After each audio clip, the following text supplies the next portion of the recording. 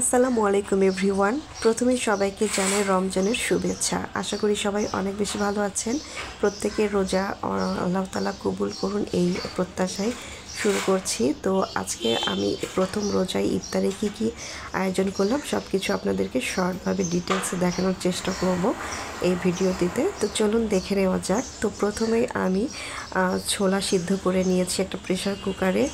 তো সাথে একটু আলু দিয়েছিলাম। এরপর হাতে মাখিয়ে মশলা দিয়ে সামান্য পরিমাণ পানি দিয়ে এটাকে উঠিয়ে দিয়েছি। তো যখন পানিটা সুন্দরভাবে শুকিয়ে গিয়েছে, তো এখন সব কিছুকে খুব ভালোভাবে একটু মিক্সড করে নেড়ে চেড়ে নিচ্ছি। আর এই ছোলা ভুনাটা একটু এরকম মাখো মাখো টাইপেরই হবে। তো সবশেষে আমি ধনিয়া পাতা কুচি দিয়ে দিচ্ছি। আমাদের রান্নাটা অলমোস্ট ডান। ধনিয়া পাতা কুচি দিয়ে জাস্ট কিছুক্ষণ একটু নেড়ে চেড়ে নিয়ে ঢাকনা দিয়ে ঢেকে এটাকে চুলাটা বন্ধ করে দিয়ে নামিয়ে নিব। তো এখন আমি আমার বাচ্চারা কি করছে একটু দেখার জন্য বারান্দায় গেলাম। দেখতেছি আমার দুই বাচ্চাটা খুব সুন্দর করে খেলাধুলা করছে। তো আমার ছেলেটা রোজা আছে আর মেয়েটাকে আমি একটু খাওয়ানোর চেষ্টা করছি।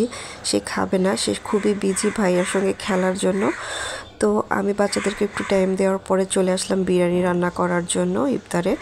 তো আমি প্রথমে একটা কড়াইয়ের মধ্যে পরিমাণ মতো তেল, কাঁচামরিচ আর পেঁয়াজ কুচি দিয়ে দিলাম। এছাড়াও কিছু গোটা মশলা ইউজ করব। দিয়ে দিচ্ছি দারুচিনি, লবঙ্গ, এলাচ।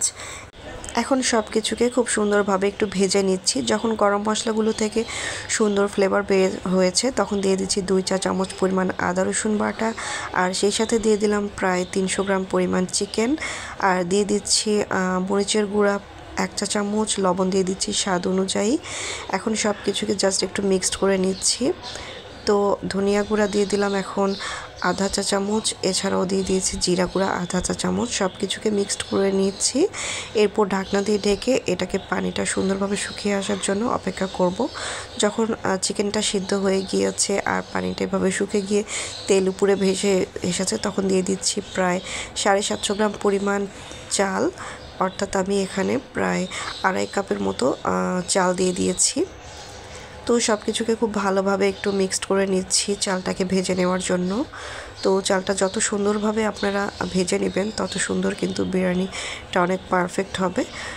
তো চালটা সুন্দরভাবে ভেজে নেওয়ার পর গরম পানি দিয়ে দিলাম। তো যে পরিমাণ আমি চাল নিয়েছি তার ডাবল পরিমাণ পানি চুলায় গরম করতে দিয়েছিলাম। এরপর সেই পানিটা দিয়ে খুব সুন্দরভাবে সিদ্ধ করে নিয়েছি। তো এ পর্যায়ে আমি একটু ঘি ইউজ করেছি, সেই ফুটেজটা একটু স্কিপ হয়ে গিয়েছে। তো এরপর চুলার আঁচটা লো করে দিয়ে ঢাকনা দিয়ে ঢেকে বিরিয়ানিটা রান্না করে নিয়েছি। তো এখন আমি বেগুনি ভেজে নিচ্ছি। তো বেগুনি কীভাবে ব্যাটার রেডি করতে হয় সেটা আপনারা আশা করি নিশ্চয়ই জানেন। আর যারা নতুন রাঁধুনি আপু আছেন যারা বেগুনির ব্যাটার কীভাবে পারফেক্টলি এভাবে তৈরি করবেন জানেন না, তারা চাইলে আমার চ্যানেলে বেগুনির রেসিপি দেওয়া আছে, আপনারা চাইলে সেই ভিডিও দেখে তৈরি করে নিতে পারেন। সেখানে ডিটেলসে আমি দেখিয়েছিলাম। তো আপনাদের সঙ্গে কথা বলতে বলতে আমার বেগুনি ভাজা হয়ে গিয়েছে। তো এখন আমি পেঁয়াজও ভেজে নিব। এখানে 2 রকমের ডাল বেটে নিয়েছি, সাথে পেঁয়াজ, কাঁচামরিচ কুচি আর ধনিয়া পাতা কুচি করে নিয়েছি। এখন সব কিছুকে মিক্সড করে নিব লবণ মরিচ দিয়ে। তো এইদিকে আপনাদের ভাইয়া বললো কাঁচামরিচের চপ খাবে, তাই এদিকে কাঁচামরিচের চপ ভাজতেছি।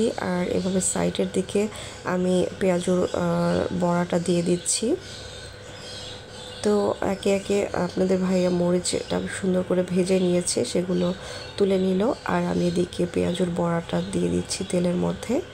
তো আপনাদের ভাইয়া সবসময় ইফতারিতে আমাকে এভাবে ইফতারি বানানোর সময় হেল্প করে থাকে রান্নাঘরে। এটা আমার কাছে খুবই ভালো লাগে, এই কারণে আমার কাজগুলো অনেক বেশি সহজ হয়ে যায়। তো এই তো আপনাদের সঙ্গে কথা বলতে বলতে আমি পেঁয়াজগুলোকে এভাবে উল্টে পাল্টে দিয়েছি সুন্দরভাবে। যখন এরকম গোল্ডেন ব্রাউন করে কালার চলে এসেছে তখন পেঁয়াজগুলোকে উঠিয়ে নিচ্ছি। তো 2 ব্যাচে আমি পেঁয়াজগুলো ভাজবো।